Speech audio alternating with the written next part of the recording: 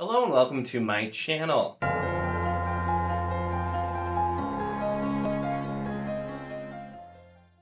In this video I'll be discussing The Blacktongue Thief by Christopher Buehlman, and this was one I read in eARC copy from NetGalley. Was pretty excited. This seemed like a really interesting story, and I wanted to make sure I got to this out before it was released and got it read. And I'm really glad that I did. I haven't done a ton of eARCs through NetGalley at this point, just a fair few. Most of them I've had very good experiences with, and this definitely ended up being one of them. The Blacktongue Thief is a very interesting story, and we follow Kinch na Shamak, which I'm probably mispronouncing, but and Kinch is a thief that very literally does have a black tongue. We find out that is a trait of people who are from Gaultia, where he is from. Gaults have literally black tongues. There's some speculation as to why. And he is part of the Thieves Guild, or the Takers Guild. And after an unsuccessful robbery of a female warrior, Galva, finds himself sent on a mysterious mission by the guild because of the fact that he owes too much of a debt for the guild's school. And so is basically forced to take on this quest. Now, this world opens up, and we find out quite a lot about it, and it is a very dark world. The premise, this takes place in a time not that long after the either second or third war with the goblins. And we find out basically there was a huge horde of goblins that ended up invading from the south. And the countries all went to war with them, and a huge portion of the male population died.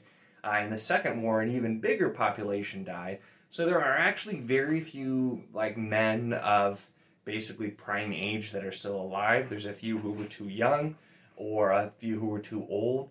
But the population in most of the countries that were involved with the war, was very much decimated. And then in the more recent war, it was called the Daughters' War, because then it was daughters and women went to fight as well. So we're introduced to a world that's quite different because of the fact that it is more highly populated by women, and a lot of them are warriors. So there's not really much of a difference between a male and female warrior. It's just kind of everybody was forced into that warrior role because of it. Something that also had happened is there was a plague that wiped out pretty much all the horses. So we have a world that's gone through quite a lot, and we learn about some of these different organizations, like the Takers Guild, that has a presence most places, basically like to get you in all kinds of debt, teaching you to be a thief, and then you're kind of like an indentured servant to them until you can pay it off. And there's other guilds that focus on magic, and guilds for pretty much everything in the world too. And we really see into kind of the seedy underbelly of the world that's happening. The thing is, though, is our main character, Kinch, he takes everything with so much humor that it's a very stark contrast to the world around. We get tons of jokes. His narrations are hilarious all throughout the story. And from everything from him just kind of giving people random names, based on whatever features he picks, his jokes, and just him kind of narrating and telling us stories of things that have happened in a very humorous way. And that's really, from start to finish, what made this book really enjoyable for me was simply his narrations. We're told all these dark things. There's violence, there's action in the book as well. There's some darker things as well, but Kinch isn't really shy of telling us when he's terrified or what's going on or what really happened. There's some times that he fudges details just a little bit, but in a way where it's still very, very obvious what happened, and so we don't get the kind of unreliable narrator, which is something I actually was half expecting, realizing not only was it narrated, but by Kinch na Shamak, who doesn't seem like the most reliable type person overall, but his narrations very much stay true as we go through and we learn about the world and he goes on his quest. We do get some other characters that we spend quite a bit of time with. I mentioned Galva, who he initially tries to rob and then ends up traveling with at the behest of the Takers Guild. And we really don't actually find out what the plot really is until like almost halfway into the book. something that was a little bit different about this. And overall, the characters, the narration, and the world building were all fantastic. The plot was not really, there wasn't that much plot. And I don't think it was necessarily that the author was trying to put a ton of plot in. Plot is very secondary to building up the world and to the character, and he's more concerned about telling you what he wants you to know versus there actually being a huge plot. Part of it is he doesn't actually know what's going on until much later. And even after we kind of find out what's going on, it's still very much journey over destination here. This is a book that's very much about the characters, about what they're going through and what's happening. So if you're a very, very plot-heavy reader, you may not enjoy this as much. I definitely like more plot in my books, but it was one of those things where I found myself enjoying the read so much that I didn't mind too terribly. Everything that he says, just some of the ridiculous quotes from Kinch all throughout, both funny, dark, and all kinds of different things he says, just really gave me a laugh. This is definitely a book that will get you to chuckle despite the subject matter, and it really isn't. It's hard to classify because I know this one was supposed to be a grimdark book. I don't know that I would necessarily say that there. The world that's created, I feel like, for most authors or most stories, would definitely be a more grimdark type setting. There's a lot of darkness in the world, and there's a lot of dark things that happen, but instead, because of the humor and how everything takes place, it definitely just brings a lighter feel.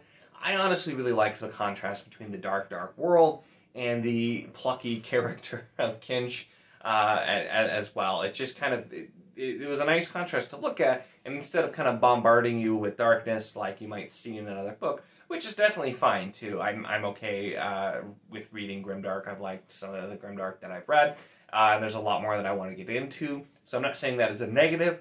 Just if you were expecting to be pummeled, because I know some people, Mark at Slowly Read always says he feels like grimdark should really just like hit you over the head with it and just like engulf you in the darkness and like hold your face into it. I don't really feel like this book did that by any means, but it really was an enjoyable read. We get to see a ton of different areas, learn about all of these different countries, and that, I said the world building was very well done, and that was one of the things I thought Buehlman did a really fantastic job with, is building the world so much, and not so much through like info dumps or anything like that, but a lot of it was done with stories or songs or even a play at one point. And sometimes it's Kinch, our main character, narrating and telling us these stories, sometimes it's not. But it was done in a way that I also didn't terribly mind the songs and the poems, because yes, this book has songs and poems, something I'm usually not a huge fan of. I've definitely been guilty of skipping over some in the past. The problem is I feel the need to read them, and so there are definitely some times I've made the joke, I'll say it, with Lord of the Rings, I don't like reading the songs. I've tried, because when I read through things, I always try to read the whole thing, but I'm just not a huge fan of that as a device normally. I know a lot of people do enjoy them too, but in this case, we actually get quite a few poems or songs or stories that are told. There's even jokes where at one point our main character tells us a poem and it doesn't sound like a very good poem, and strong language warning, but the punchline is "fuck you," it rhymes in Galtish, because he's explaining it in a different story, and just that kind of feel to this story, the very tongue-in-cheek humor, really carried it very, very well, while also having the world built up quite a lot. And it seems that there could definitely be a lot more plot in continuing of this series. This is the first of a series that's going to be coming out, which I believe is just called the Blacktongue series. So it sets up a lot, but really this first book is more our journey. We get all kinds of interesting bits, because I mentioned the goblins, which are a huge point. There's also a potential war with giants coming, and our descriptions of giants.